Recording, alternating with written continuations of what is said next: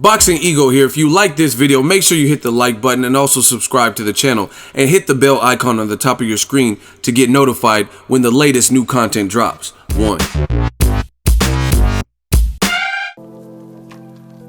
Maurice Hooker knocks out Alex Saucedo in his backyard. Stay tuned. What up, Fight World? It's your boy Ego, and I'm back with some more boxing. Make sure you smash the like button. Also subscribe to the channel for the latest and greatest in boxing. If you want to become part of the gang notification gang, please hit the bell icon. Let's talk about it. Alex Saucedo gets knocked out. OKC. Before I get started, what a fight. You know, real good fight on ESPN. Shout out to Top Rank, DAZN. Maurice Hooker has a promotional deal with I believe Rock Nation and also DAZN. And then this was a Top Rank card, of course.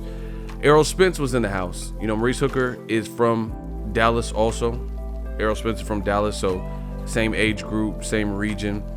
Errol Spence, they were also saying on the telecast, had previously worked with Alex Saucedo and sparred him, and I think Hooker, and he was in the crowd. Terrence Crawford's there too because he sparred with Maurice Hooker and they're good friends as well. So it'll be interesting to see if any content comes from OKC with maybe Errol Spence and Terrence Crawford taking a picture. I don't know. I haven't seen anything.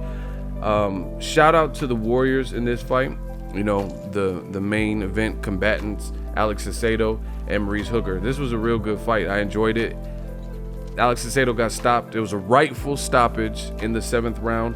And I want to give my breakdown in the fight. There was some good action, back and forth action. I think, you know, Alex Saucedo is trained by Abel SANCHEZ.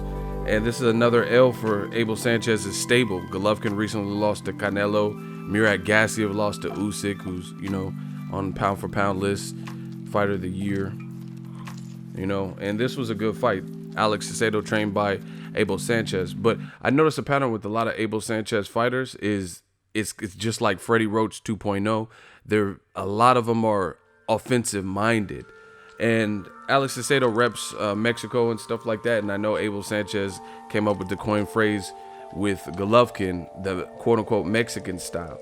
But the thing is, at the elite level, first of all, there is no Mexican style. You know, Canelo doesn't fight like Orlando Salido, etc. But the thing with, I guess, Abel and Freddie Roach, a lot when you see the similarities of these guys who are like offensive monsters and stuff like that, is, you know, you're human. What happens if you get tired? You know, which natural things. Where's your defense? Where are your fundamentals? And that's what I seen here.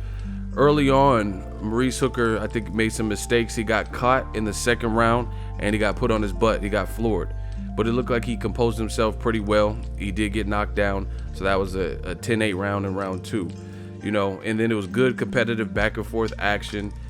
Fast forward to about round 5. This is where it really started to crescendo. To me, Maurice Hooker, I did not like him on the ropes as much as he was on the ropes. He was like languishing on the ropes, and Alex Saucedo was doing some vicious work. He was trying to, you know, get him out of there. They had previously sparred Saucedo and Hooker, and I just didn't like Hooker. I mean, he was trying to be defensive minded, but the way it looks to the judges who are ringside, who can't see if everything's landed punch for punch, CompuBox, you know, none of that stuff really gives you an accurate 100% foolproof way of determining. So the bottom line is, it looks like somebody's hunting you down and pinning you against the ropes, and you're just like moving upper body. You get what I'm saying? So I think he should have got off the ropes. That was a big mistake, but it worked in his favor because he didn't take anything obviously that was too substantial. And round 6, he came back. Hooker came back viciously.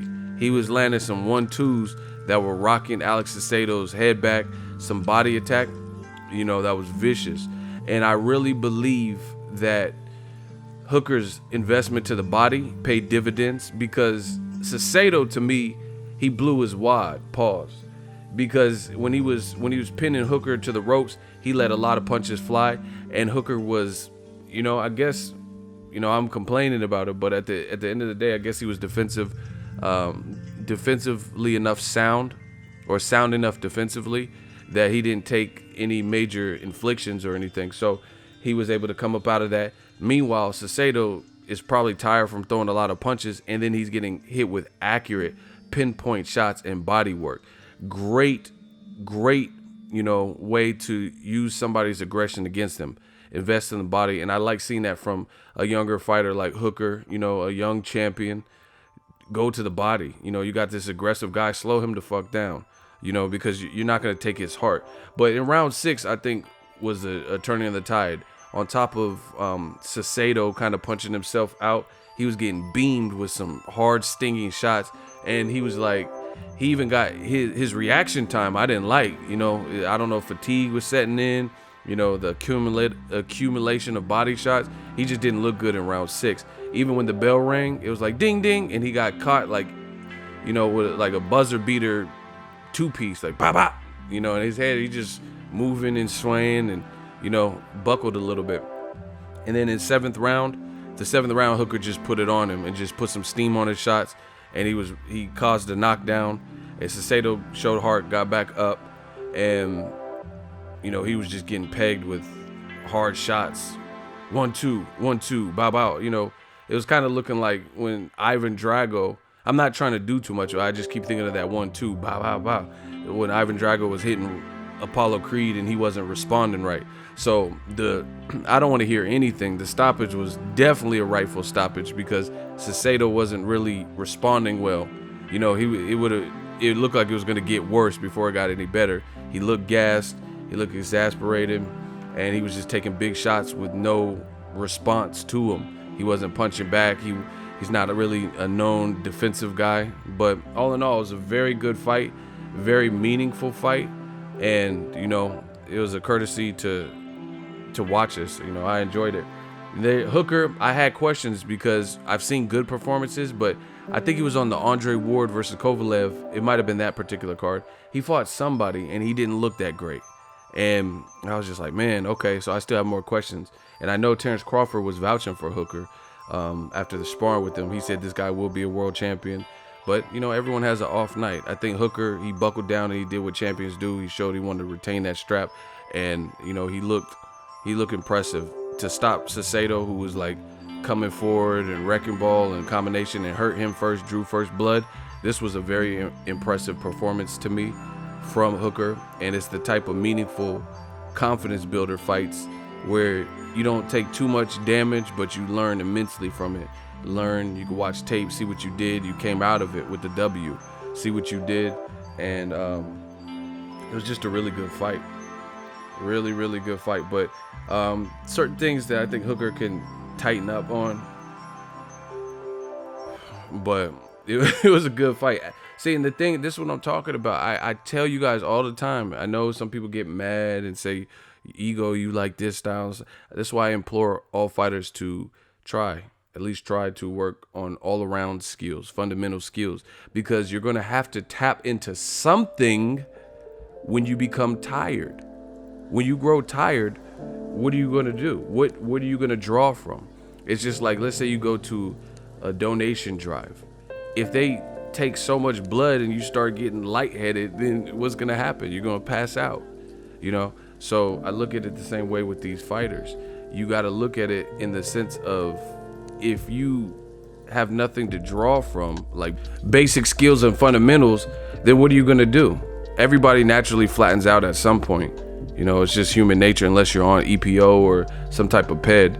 So you're going to have to revert to something. And I think that's what Hooker did. He stayed defensively sound enough and had his fundamentals intact. So when he weathered the storm in the war, he was able to come back in a major way. He didn't like punch himself out. He was more composed. Saucedo, it was a big moment. It was a chance to fight at home for him in OKC. There's not much going on. I mean, I don't know. I haven't been to OKC, but from people I talked to, there's not much going on. That's why OKC Thunder was real big with KD and stuff like that, because it's not too much to necessarily do out there. So to get a hometown fight in a big boxing event, he let the moment kind of get to him.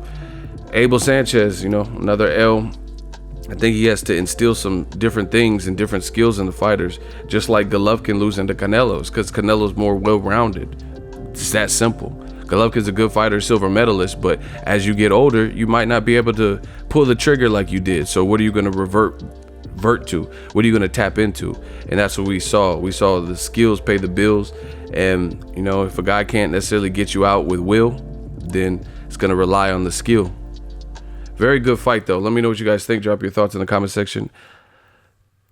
Yeah, watch this one if you can catch it on YouTube or something. That's my thoughts. Smash the like button as always. Hate, comment, and subscribe. Till next video is Ego signing off. So if you enjoyed this video and want more content like this on the channel, you can show your appreciation by going to the PayPal donate button or the YouTube support button. And you can donate any amount that you feel is equivalent to the value of this video. Much more to come. Thank you guys for your support. Boxingego, the future of boxing.